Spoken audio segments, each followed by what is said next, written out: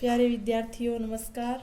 आप सभी का आपके अपने चैनल टीचर का ज्ञान में एक बार फिर से स्वागत है। आज हम कक्षा 6 के विज्ञान विषय का पहला चैप्टर पढ़ेंगे, भोजन यह कहाँ से आता है। इसके बारे में हम आसानी से समझेंगे और इसके नोट्स बनाएंगे और आपको बिल्कुल अच्छे से समझाएंगे। तो आप सभी को हमारा वीडियो पसंद आए तो लाइक करना, सब्सक्राइब करना और शेयर करना। चलो अब पढ़ाई चालू करते हैं। भोजन यह कहाँ से आता है, तो इसके बारे में हम अध्ययन करेंगे। आज आपने अपने घर में क्या खाया था, पता लगाइए कि आपके दोस्त ने आज क्या खाया था। क्या आपने कल और आज एक ही प्रकार का आहार लिया था? क्या यह सत्य है कि अलग अलग समय में हम भिन्न भिन्न प्रकार का आहार लेते हैं? तो आहार जो भी हम भोजन के रूप में पदार्थ ग्रहण करते हैं उसे आहार बोलेंगे। हमें अलग अलग प्रकार का आहार खाते हैं, तो इस चैप्टर में पढ़ना है कि हमें जो खाद्य पदार्थ हम भोजन के रूप में ग्रहण करते हैं वो किन से प्राप्त होते हैं। पादपों से प्राप्त होते हैं या जंतुओं से प्राप्त होते हैं या दोनों से प्राप्त होते हैं। तो विभिन्न खाद्य पदार्थ क्रियाकलाप 1। विद्यालय में अपने दोस्तों से उन खाद्य पदार्थों की जानकारी प्राप्त कीजिए जो वे पूरे दिन में खाते हैं। यदि वे विभिन्न राज्यों के रहने वाले हो तो उनसे भी ये जानकारी प्राप्त करने का प्रयास कीजिए। अपनी नोटबुक में सारणी 1.1 की तरह यथासंभव अधिक से अधिक दोस्तों द्वारा खाए जाने वाले विभिन्न खाद्य पदार्थों की जानकारी प्राप्त करें, सूचीबद्ध कीजिए। तो दोस्तों, हमारे भारत में सभी राज्यों में अलग अलग प्रकार के खाद्य पदार्थ खाए जाते हैं। जैसे राजस्थान में फेमस है दाल बाटी चूरमा, पंजाब में मक्के की रोटी और सरसों का साग। इसी प्रकार जो कई जगह अपने इडली सांभर वगैरह खाए जाते हैं। अपने विद्यालय में मिड डे मील चलता है तो उसमें भी अपने पूरे जो सप्ताह का मेनू है वो अलग अलग तैयार होता है। सोमवार को जैसे कि सब्जी रोटी बनती है, मंगलवार को दाल चावल, बुधवार को दाल रोटी, गुरुवार को खिचड़ी, शुक्रवार को फिर वही चावल या फिर कई जगह दाल रोटी बनाते हैं और शनिवार को सब्जी रोटी। तो ये भी अपने बच्चों के लिए भी सप्ताह में अलग अलग खाद्य पदार्थ बनते हैं। तो इसी प्रकार अपने घरों में भी जो रोज़ाना अलग अलग खाद्य पदार्थ बनाते हैं। अपने भोजन में हम अनेक प्रकार की चीज़ें खाते हैं। खाने की ये सभी चीज़ें किससे बनी हैं? पके चावल के बारे में सोचो। हम कच्चा चावल लेते हैं, उसे पानी में उबालते हैं। इसे तैयार करने में 2 पदार्थ या संगठकों की आवश्यकता होती है। तो संगठक का मतलब होता है कोई भी जो पदार्थ अपने बनाते हैं वो 2 या 2 से अधिक जो सामग्री से मिलकर बनता है उसे संगठक कहेंगे। दूसरी ओर कुछ भोजन तैयार करने में हमें कई संगठकों की आवश्यकता होती है। यदि हम सब्जी बनाना चाहते हैं तो हमें अपने अलग अलग प्रकार की कच्ची सब्जियां, नमक, मसाला, तेल आदि की आवश्यकता होती है। तो इसी प्रकार हमने यहाँ चावल बनाया है, तो यदि अपने सिंपल सीधा चावल बना रहे हैं तो उसके लिए भी हमें चावल और पानी की आवश्यकता होगी। तो ये 2 संगठक हो गए। इसी प्रकार सब्जी बना रहे हैं तो हमें पहले तो सब्जी चाहिएगी, फिर उसमें मसाला डालेंगे, नमक, तेल वगैरह सभी की आवश्यकता होगी। तो इन सभी को अपने संगठक बोलेंगे। क्रियाकलाप 2। सारणी 1.1 में सूचीबद्ध कुछ खाद्य पदार्थों को छांटिए और अपने दोस्तों तथा घर पर चर्चा करके जानकारी प्राप्त कीजिए कि इनको बनाने के लिए कौन कौन सी सामग्री चाहिए। इनको सारणी 1.2 में सूचीबद्ध कीजिए। वस्तु का नाम और उसमें प्रयुक्त कच्ची सामग्री के कुछ उदाहरण सारणी 1.2 में दिए गए हैं। कुछ अन्य कोई सूची में जोड़िए। तो देखिए यहाँ आपके सारणी 1.2 में खाद्य व्यंजन और उसकी कच्ची सामग्रियाँ दी है। यानी रोटी या चपाती बनाने के लिए अपने क्या क्या चाहिएगा? आटा चाहिएगा, जल चाहिएगा। तो 2 क्या हो गए इसमें? कच्ची सामग्री या संगठक हो गए। इसी प्रकार दाल बनाएंगे तो कच्ची दाल चाहिएगी, जल, नमक, तेल या घी जिसमें भी आप बनाते हो और मसाला। तो ये सभी क्या कहलाएंगे? कच्ची सामग्री या संगठक।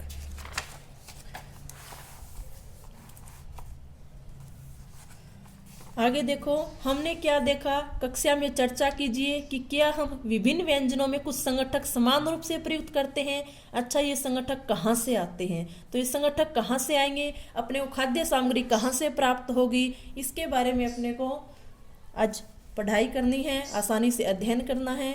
1.2 खाद्य सामग्री एवं उनके स्रोत।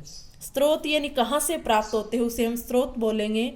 सारणी 1.2 में सूचीबद्ध कुछ कच्ची सामग्री जैसे फल और सब्जी के स्रोत का अनुमान लगाना हमारे लिए बहुत आसान हो सकता है। यह कहाँ से आते हैं? निश्चित रूप से पौधों से। गेहूं और चावल का क्या स्रोत है? आपने धान और गेहूं के खेतों में अपने पौधों की अनेक पंक्तियां देखी होगी। इनसे हमें अनाज प्राप्त होता है। तो अपने को जो भी फल सब्जियां अनाज प्राप्त होते हैं कहाँ से प्राप्त होंगे? पादपों से। जैसे कि जो हम चपाती बनाने के लिए गेहूं काम में लेते हैं, कहाँ से? पौधे से। हम खेतों में गेहूं उगाते हैं और वहाँ से गेहूं को निकालते हैं, तो इसे हम अनाज के रूप में काम में लेंगे। कहाँ से प्राप्त हुआ? पौधों से। चावल, ये भी पौधों से। बहुत सारे मसाले जो प्राप्त होते हैं पौधों से प्राप्त होते हैं, जिन्हें हम खाने के रूप में काम में लेते हैं। फल हो गए, फूलों को भी अपने काम में लेते हैं, ये भी पौधों से प्राप्त होते हैं।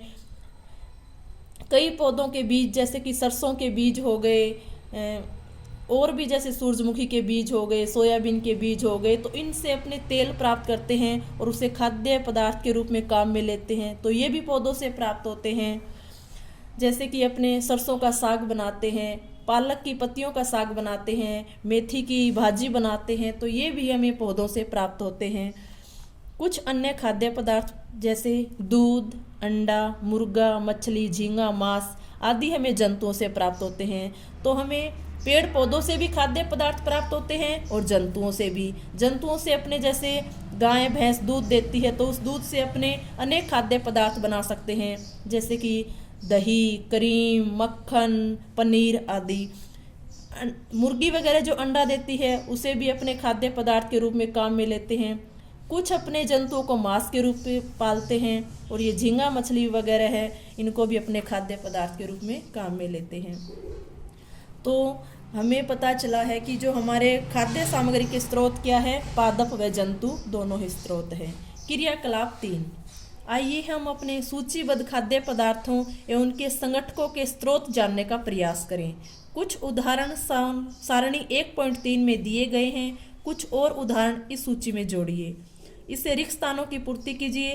क्रियाकलाप 3 से हमें क्या निष्कर्ष निकालते हैं? पौधे विभिन्न खाद्य संगठकों जैसे कि अन्न, सब्जी तथा फल इत्यादि के स्रोत हैं। जंतुओं से हमें दूध, मांस, अंडे तथा अन्य जानवर उत्पाद प्राप्त होते हैं। गाय, बकरी तथा भैंस दूध देने वाले कुछ सामान्य पशु हैं। दूध एवं विभिन्न दुग्ध उत्पाद जैसे कि मक्खन, क्रीम, घी, पनीर और दही का उपयोग संसार के प्रत्येक क्षेत्र में किया जाता है। क्या आप कुछ अन्य जंतुओं के नाम बता सकते हैं जो हमें दूध देते हैं? यहाँ देखो, अपने इस चित्र में भी दिखाया गया है कि ये अंडे देने वाले में जो मुर्गी है वो अंडे देने वाले जंतु है। ये कुछ पादप स्रोत जैसे इसका ये कोई बना रखा है,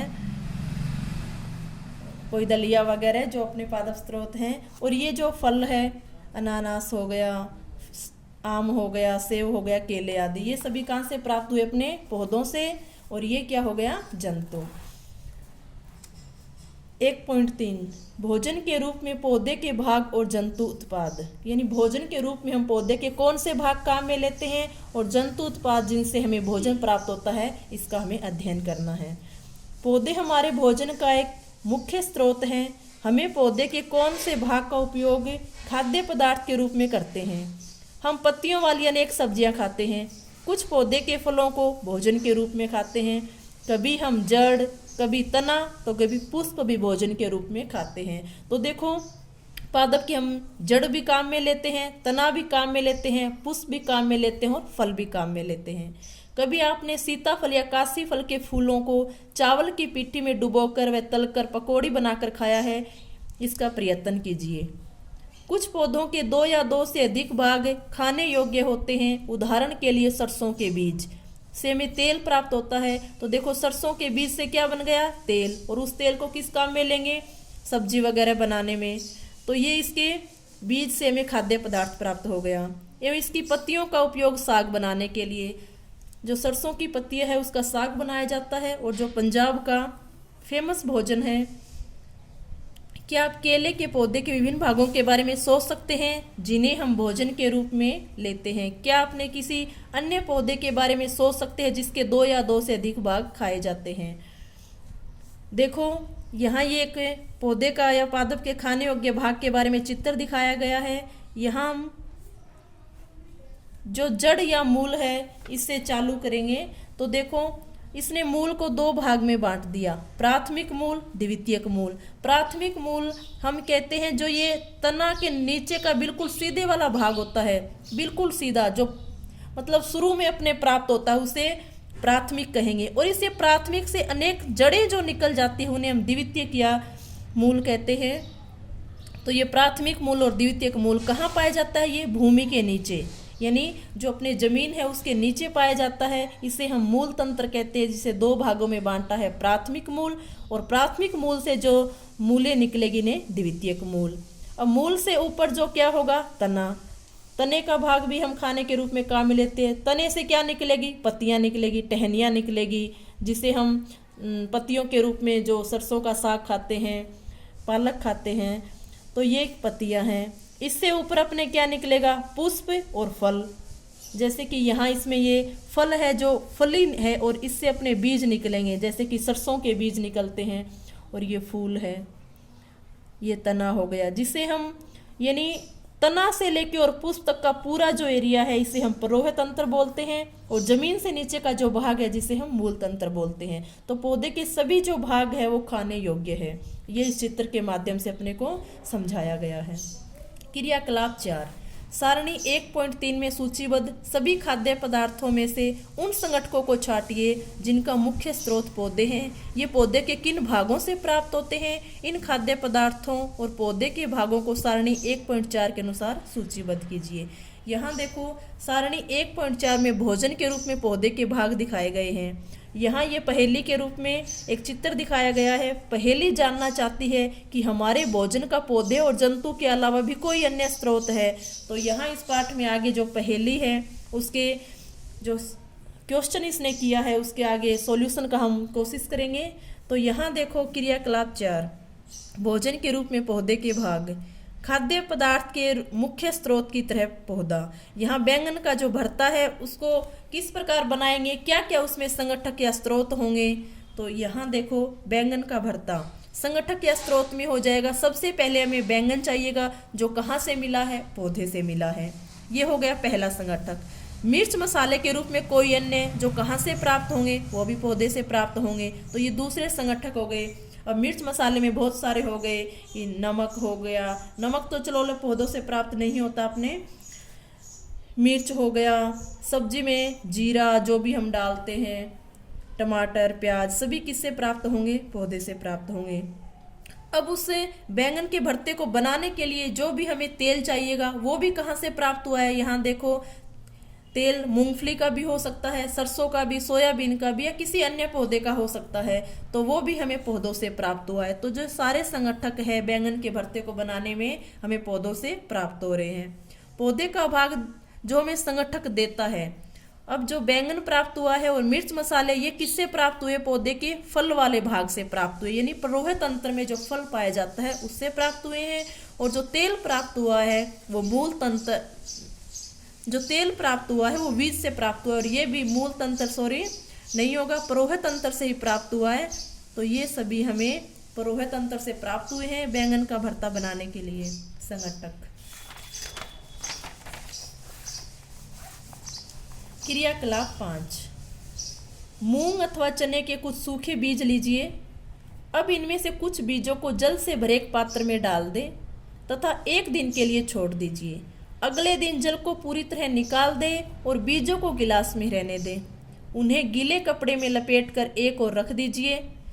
अब क्या आप बीजों में से कुछ परिवर्तन देखते हैं? क्या ये एक छोटी सी सफ़ेद संरचना बीज से बाहर निकल आती है? यदि हाँ, तो बीज अंकुरित हो गए हैं।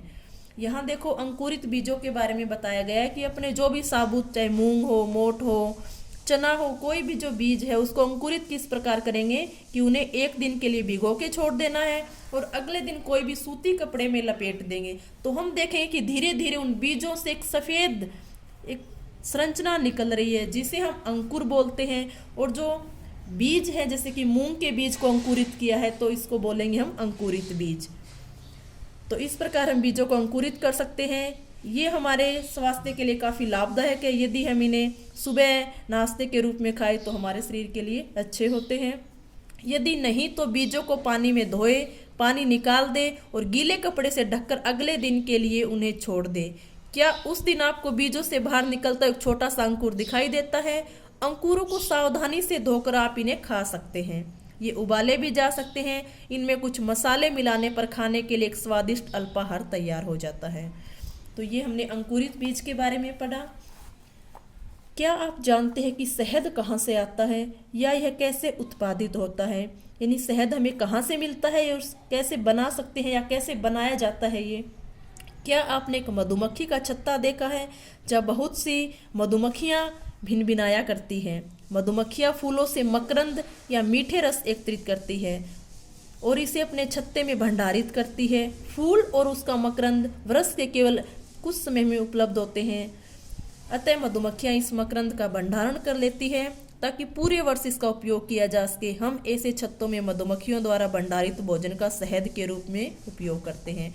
तो देखो, जो शहद बना है कहाँ से बना? पहले तो कि हमें पौधों से क्या था मिला? फूल, और फूल से उस मकरंद को इन मधुमक्खियों ने एकत्रित किया और इससे उसने शहद बनाया। तो इसमें भी पादप उत्पाद का उपयोग हुआ है या पादप के फूलों का उपयोग हुआ है जहाँ से मधुमक्खियों ने इससे शहद बनाया। जंतु क्या खाते हैं? क्या आपके घर में कोई ऐसा पालतू पशु है जिसकी आप देखभाल करते हो? कुत्ता, बिल्ली, भैंस या बकरी? फिर आपको इसकी जानकारी भी अवश्य होगी कि आपका पालतू जानवर क्या खाता है। अन्य जंतु क्या खाते हैं? क्या आपने कभी गिलहरी, कबूतर, छिपकली या छोटे से कीट को खाना खाते देखा है? क्रियाकलाप 6। सारणी 1.5 में अनेक जंतुओं के नाम लिखे हैं। उनमें से कुछ जंतुओं द्वारा खाए जाने वाले भोजन भी लिखे। सारणी में रिक्त स्थानों की पूर्ति कीजिए। यहाँ देखो, जंतु और उनका भोजन दिया गया है कि जीव का नाम है और खाए जाने वाला भोजन। भैंस घास, खली, भूसा, अनाज, पत्ती आदि खाती है। बिल्ली छोटे जंतु, पक्षी, दूध। अब चूहा अनाज खाता है। शेर मांसाहारी होता है तो ये अन्य प्राणियों को खाता है। बाघ ये भी मांसाहारी होता है तो दूसरे प्राणियों का आहार के रूप में ग्रहण करता है। मकड़ी को हमने जाले बनाते देखा है। ये भी कोई छोटे दूसरे जो कीट होते हैं, छोटे छोटे बिल्कुल मच्छर होते हैं, उनको काम में लेते हैं आहार के रूप में। छिपकली भी मच्छर को काम में लेती है। गाय जैसे कि भैंस खाती है उसी प्रकार गाय भी शाकाहारी है। घास, खली, भूसा, अनाज वगैरह आदि खाती है। मनुष्य सर्वाहारी है। शाकाहारी जो प्राणी खाते हैं वो भी ये उत्पाद खाता है और मांसाहारी खाते हैं वो भी खाता है, इसे सर्वाहारी बोला गया है। तितली ये फूलों से मकरंद चूसती है। कौवा सर्वाहारी माना गया है। अन्य अनेक सारे जंतु होते हैं, वो क्या खाते हैं? तो कोई जंतु शाकाहारी होता है, कोई मांसाहारी और कोई सर्वाहारी होता है। तो इसके बारे में हमें अध्ययन करना है। क्रियाकलाप 7। फिर से सारणी 1.5 को ध्यान से देखिए और इसके जंतुओं को 3 वर्गों में विभाजित कीजिए। पहले वर्ग में केवल उन जंतुओं के नाम लिखिए जो केवल पौधे और पादप उत्पाद खाते हैं, उन्हें शाकाहारी जंतु कहते हैं। यहाँ कुछ जंतु ऐसे हैं जो दूसरे प्राणियों को खाते हैं, इन्हें दूसरे वर्ग में रखते हैं। इन प्राणियों को मांसाहारी जंतु कहते हैं। क्या आप कुछ ऐसे जंतुओं को जानते हैं जिनका भोजन पौधे और जंतु दोनों ही होते हैं? इन्हें तीसरे वर्ग में रखिए, इन्हें सर्वाहारी जंतु कहते हैं। तो यहाँ देखो, जंतु वर्ग को 3 भागों में रख दिया: शाकाहारी जंतु, मांसाहारी जंतु और सर्वाहारी जंतु। हम जानते हैं कि इनमें से बहुत से लोग ऐसे हैं जिन्हें पर्याप्त भोजन नहीं मिलता। हमें ऐसे उपाय खोजने की आवश्यकता है जिनके द्वारा देश में अधिक खाद्य उत्पादन किया जा सके।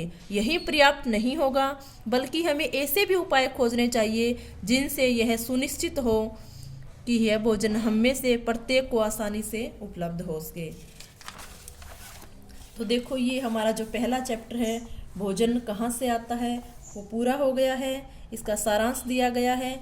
इस चैप्टर के हमने नोट्स भी बनाए हैं जो आपको अध्ययन करने में काफ़ी आसानी से समझ में आ जाएंगे। तो अभी जो नोट्स बनाए हैं उनका हम अध्ययन करेंगे।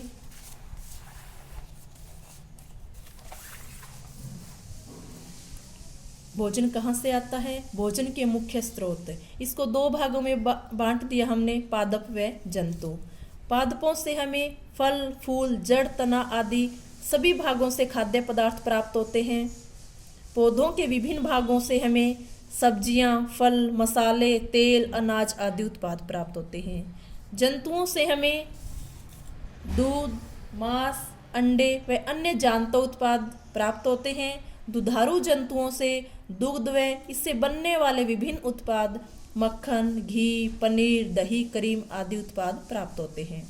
अतः हम कह सकते हैं कि पादप व जंतु दोनों ही मिलकर हमारी दैनिक आवश्यकताओं की पूर्ति करते हैं। तो ये देखो, जो हमें भोजन के रूप में स्रोत प्राप्त होते हैं, पादप व जंतु दोनों से प्राप्त होते हैं। अंकुरित खाद्य पदार्थ, मूंग, मोठ, चना आदि के सूखे बीजों को लगभग 12 से 15 घंटे भिगोकर रखने पर तथा उसके बाद गीले कपड़े में लपेटकर रख देने पर उसमें सफ़ेद रंग की संरचना निकल आती है, जिसे हम अंकुर बोलेंगे तथा बीज को अंकुरित बीज कहेंगे। जो हमने पाठ में अध्ययन किया था कि अंकुरित खाद्य पदार्थ क्या है, तो वो हमने यहाँ नोट्स के रूप में बनाया है कि अंकुरित बीज किसे कहेंगे। उपयोग क्या होंगे अंकुरित बीज के? अंकुरित बीज हमारे स्वास्थ्य के लिए अच्छे होते हैं और इसे हम नाश्ते के रूप में या अल्पाहार के रूप में काम में ले सकते हैं। शाकाहारी जंतु, हमने जंतुओं को 3 भागों में बांटा था, शाकाहारी, मांसाहारी, सर्वाहारी। तो यहाँ देखो, शाकाहारी जंतु वे जंतु जो केवल पौधे तथा पादप उत्पाद खाते हैं, यानी वो क्या खाएंगे? जो पौधे या पौधे से जो भी उत्पाद प्राप्त होंगे उसे काम में लेंगे आहार के रूप में, उन्हें शाकाहारी जंतु कहेंगे। उदाहरण क्या है? खरगोश, हिरण। खरगोश और हिरण क्या खाते हैं? जो भी पौधे या पौधों से जो उत्पाद प्राप्त होते हैं उन्हें अपने भोजन के रूप में काम में लेते हैं। मांसाहारी जंतु, वे जंतु जो दूसरे प्राणियों को अपने भोजन के रूप में ग्रहण करते हैं, मांसाहारी जंतु कहलाते हैं। उदाहरण शेर, बाघ। शेर और बाघ क्या करते हैं? अपने भोजन के लिए अन्य प्राणियों को अपने आहार के रूप में काम में लेते हैं या भोजन के रूप में काम में लेते हैं, तो इन्हें मांसाहारी जंतु कहेंगे। सर्वाहारी जंतु, वे जंतु जो अपने भोजन के रूप में पादप व प्राणी दोनों को ही खाते हैं, सर्वाहारी जंतु कहलाते हैं। उदाहरण हो गया कौवा, मनुष्य आदि। तो ये हमने चैप्टर के नोट्स जो बनाए हैं उसको पढ़ा है। आशा करती हूँ आपको अच्छे से समझ में आ गया होगा। आगे के वीडियो में हम पाठ नंबर 1 भोजन यह कहाँ से आता है, इसके प्रश्न उत्तर का अध्ययन करेंगे। तो आपको वीडियो पसंद आया हो तो इसे लाइक करना, शेयर करना और चैनल को सब्सक्राइब करना। धन्यवाद।